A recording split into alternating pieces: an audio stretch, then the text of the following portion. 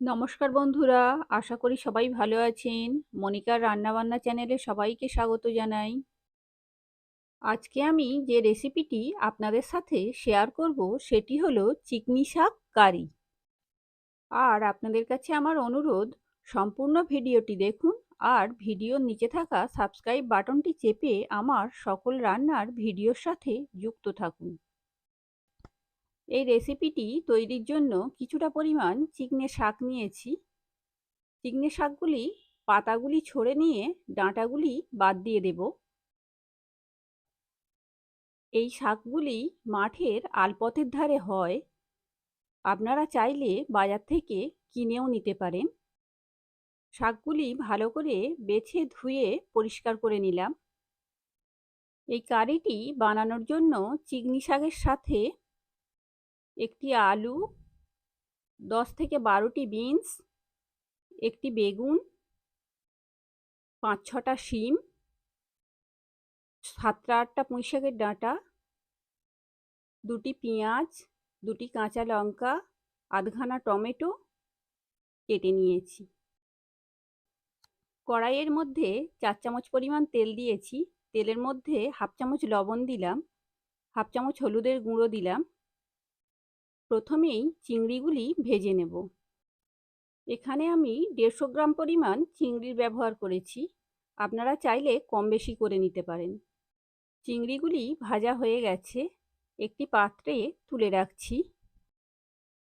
গরম কড়াইয়ের মধ্যে আরও 2 চামচ পরিমাণ তেল দিয়ে দিলাম। আর আমার এই ভিডিওটি যদি আপনাদের ভালো লেগে থাকে, লাইক, শেয়ার ও কমেন্টস করতে ভুলবেন না। গরম তেলের মধ্যে 1 চামচ 5 ফোড়ন দিলাম, একটি তেজপাতা, একটি শুকনো লঙ্কা দিলাম। দিয়ে একটু ভেজে নিয়ে 5 থেকে 6টা কোয়া রসুন থেঁতো করে নিয়ে দিয়ে দিলাম। রসুন একটু ভেজে নিয়ে কোচানো 2টি পেঁয়াজ দিয়ে দিলাম। আমার সকল রান্নার ডিটেলস ভিডিওর ডেসক্রিপশন বক্সে দেওয়া থাকে, অনুগ্রহ করে দেখে নেবেন।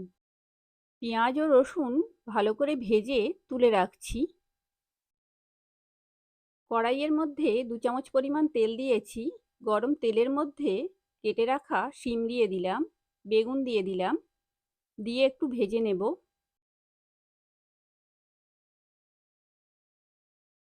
শিম ও বেগুন একটু ভেজে নিয়ে এর মধ্যে কেটে রাখা বিনস দিয়ে দিলাম।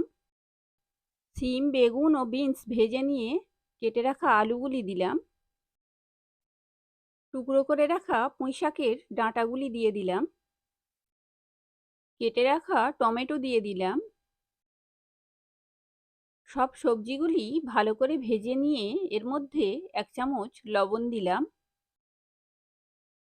লবণ দিয়ে নাড়াচাড়া করে আরও একটু ভেজে নিয়ে এর মধ্যে 1 চামচ হলুদের গুঁড়ো দিলাম, হাফ চামচ লঙ্কার গুঁড়ো দিলাম। নাড়াচাড়া করে সবজিগুলি ভালো করে কষিয়ে নিয়ে এর মধ্যে কেটে রাখা 3টি কাঁচা লঙ্কা দিয়ে দিলাম, হাফ চামচ জিরা গুঁড়ো দিলাম। এবার কষিয়ে নেওয়া সবজিগুলির মধ্যে আগে থেকে ভেজে রাখা পেঁয়াজ ও রসুন দিয়ে দিলাম। সবজিগুলি ভালো করে কষিয়ে নিয়ে এর মধ্যে চিকনি শাক দিয়ে দিলাম। আর আপনাদের কাছে আমার ছোট্ট অনুরোধ, মনিকার রান্নাবান্না চ্যানেলে নতুন হলে প্লিজ আমার এই ছোট্ট চ্যানেলটিকে সাবস্ক্রাইব করতে ভুলবেন না। চিকনি শাক দিয়ে অল্প একটু কষিয়ে নিয়ে এর মধ্যে 1 বাটি পরিমাণ জল দিয়ে দিলাম। এবার সিদ্ধ হওয়ার জন্য ঢেকে দিলাম। 10 মিনিট পর ঢাকাটি খুলছি। সবজিগুলি মোটামুটি সিদ্ধ হয়ে গেছে। এবার ভেজে রাখা চিংড়িগুলি দিয়ে দিলাম, দিয়ে আরও একটু মিশিয়ে নেব। আরও একটু নাড়াচাড়া করে কারির রসালো ভাবটা শুকিয়ে নেব।